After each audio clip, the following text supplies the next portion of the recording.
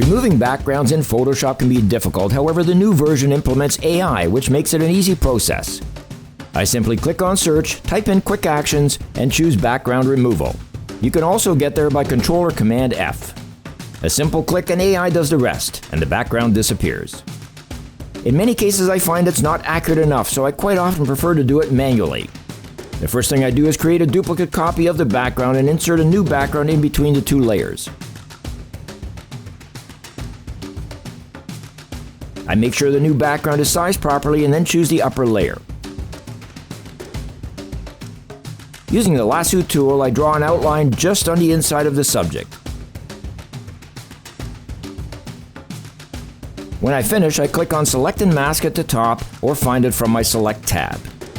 Next, I use the Refine Edge brush, the second one down on the toolbar, and using an appropriate size brush, go around the entire figure. Then, using the Shift Edge slider, I bring it across to where I think the image looks great. If need be, you can use the Feather, Smooth, and Contrast tools. Once completed, I go back to the view and choose the black and white option. This shows me any areas where the Shift Edge has taken out too much detail. Using the brush tool, the third one down, I simply paint back the areas that I need to. Be careful not to get too close to the edge because that will eliminate the feather effect on the hair. When finished, I like to use the Save to a New Layer with Mask option, as this will allow me to do any more touch-ups in Photoshop if need be. My last step is to delete the unused background layer, and my photo is finished.